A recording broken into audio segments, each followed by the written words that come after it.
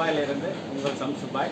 இன்றைக்கி நம்ம மீன் சமையல் பண்ண போகிறோம். இன்ஷா அல்லாஹ் மீன் சமைக்கிறது எப்படின்னு பாருங்கள். நம்ம ஊர் ஸ்டைலில் பண்ண போகிறோம். எப்படின்னா மற்றொரு ஸ்டைலில் மீன் சமையல் பண்ண போகிறோம். பாருங்கள் இன்ஷா அல்லாஹ். இன்றைக்கி நம்ம இந்த மீனை தான் சமைக்க போகிறோம். கண்ணாடி பாறை வாங்கியிருக்கு, சரிங்களா? இதை நம்ம எப்படி சமைக்கிறேன்னு இன்ஷா அல்லாஹ் பார்ப்போம். அதுக்கு தேவையான ஜாமெல்லாம் நம்ம இப்போ எடுக்க போகிறோம். பாருங்கள் மக்கள், வெங்காயம், தக்காளி ஒரு 2 தக்காளி எடுத்துக்கிறோம், சரிங்களா? பச்சை மிளகாய் கொஞ்சம், மாங்காய் இருக்குது, மாங்காய் இங்கே மாங்காவை எடுத்துக்கிறோம். மாங்காய் நல்ல மாங்காய், இப்போ மாங்காய் ஒன்று எடுத்துக்கிறோம். இது நல்லா இருக்குது. அப்புறம் வெண்டைக்காவில் ஒரு 4-5 போட்டால் அதுவும் சூப்பராக இருக்கும் மீன் குழம்புக்கு. வெண்டைக்காய் சூப்பரான வெண்டைக்காய் இருக்குது. அதில் ஒரு 4-5 மேலே போட்டுருக்காங்க. வெண்டைக்காய் போட்டால் தேவைப்பட்டால் கத்திரிக்காய் கூட போட்டுக்கலாம், நமக்கு வேணாம். பூண்டு வேணும், 2 பூண்டு எடுத்துக்கலாம். பூண்டு இடித்து போட்டால் சூப்பராக இருக்கும். அதனால் பூண்டு போட்டாச்சு. இப்போ நமக்கு தேவையான பொருட்கள்லாம் வாங்கியாச்சு.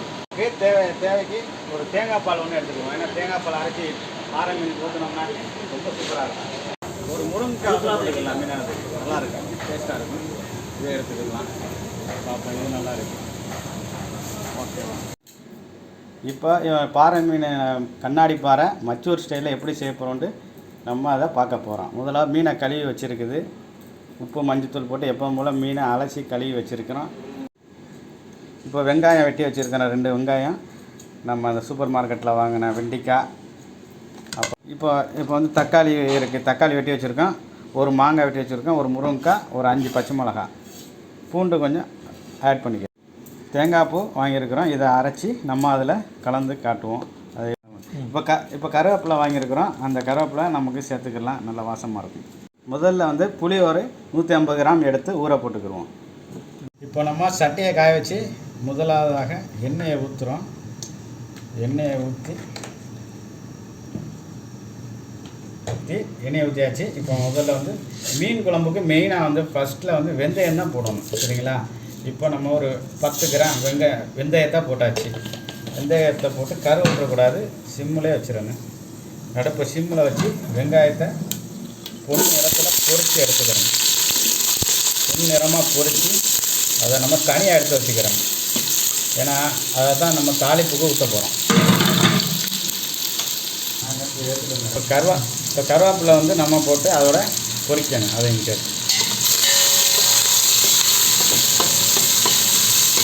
வெங்காயம் பொரிஞ்சு வந்துக்கிட்டு இருக்கு, பொன் நிறத்தில் பொரிஞ்சு வந்துக்கிட்டு இருக்குது மக்களை.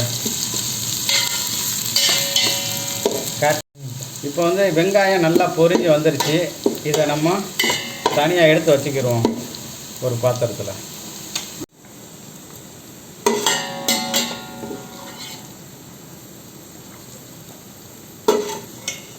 தனியாக எண்ணெயை வடிச்சிட்டு அப்படியே இதில் வச்சுக்கிடுவோம். இப்போ நம்ம வந்து பொரிச்சு எடுத்து வச்சாச்சு வெங்காயத்தை. இப்போ அந்த சட்டிலே வந்து நம்ம மீன் குழம்பு எப்படி செய்கிறதுன்னு பார்ப்போம் வாங்க.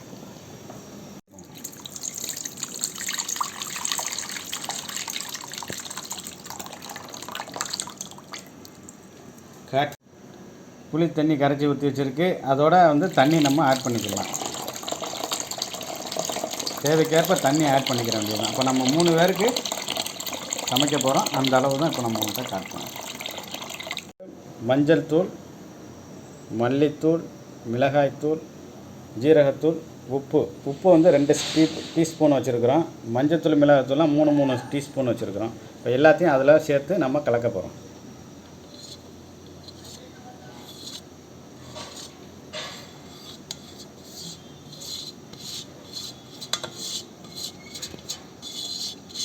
வந்து எல்லா மசாலாவும் கலந்து வச்சுருக்கோம். இந்த மசாலாவில் வந்து தக்காளியை முதல்ல இதில் போட்டுக்கணும். நல்லா போட்டு பிணையணும்.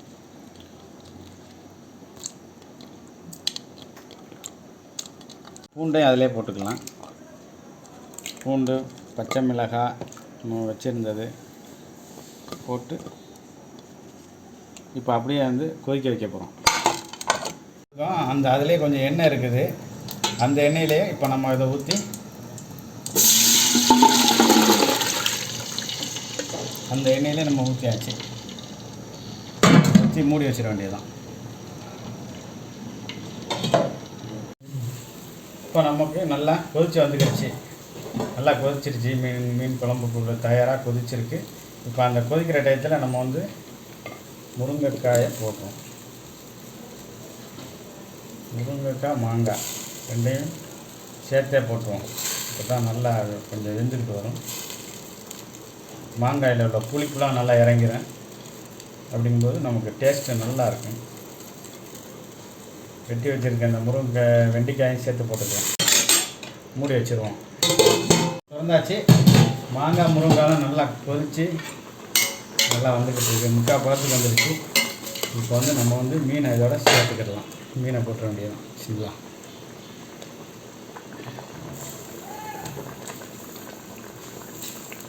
மீனை போடும்போது இப்படி தனித்தனியாக போடணும். அப்போ தான் உடையாமல் இருக்கும் மீன்.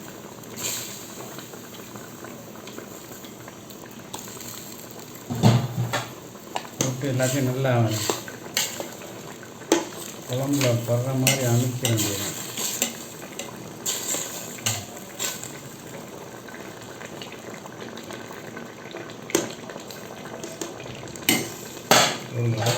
ஒரு மூடு தலைப்பால் எடுத்துக்கிட்டு இருக்கோம். அதாவது முதல்ல ஒரே ஒரு புளி தான். ஃபஸ்ட்டு எடுக்கிற பாலை மட்டும்தான் நம்ம இதுக்கு ஊற்ற போகிறோம். அதான் குழம்பு டேஸ்ட்டாக வரும். நல்லா பட்டு மாதிரி பிளெண்ட் பண்ணியாச்சு தேங்காயை. நம்ம எடுத்து வச்சுருக்கிற தலைப்பாலை இப்போ அதில் நம்ம கடைசியாக தான் ஊற்றணும். சரிங்களா? மீன் குழம்பு இப்போ நமக்கு ரெடி ஆயிடுச்சு. அதுக்கு மேலே நல்லா கொதிச்சு வந்துடுச்சு. அது மேலே அந்த தாளிச்சதை நம்ம வெங்காயத்தை எல்லாத்தையும் போடலாம். போட்டு அப்படியே வந்து ஒரு 5 நிமிஷம் மூடி வச்சுட்டா போதும். நமக்கு அருமையான மீன் குழம்பு ரெடி ஆகிடும். அவ்வளோதான். சிம்பிளான வேலை தான். ரொம்ப ஈஸியான வேலை தான் மீன் குழம்புலாம். இப்போ வந்து மீன் சமைச்சாச்சு. நம்ம இப்போ அதை சாப்பிட்டு டேஸ்ட்டு பார்த்துட்டு எப்படி இருக்குன்னு சொல்லுவோம். அதில் மீன் துண்டை ஒன்று எடுத்துக்கிட்டு நம்ம ரெடி பண்ண சாப்பாடை சாப்பிட போகிறோம். ஒரு மீன் துண்டு ஒன்று எடுத்துக்கலாம். ஓகே. இப்போ வந்து சாப்பிட்டு சொல்கிறேன் மக்களே. பிஸ்மில்லாஹிர்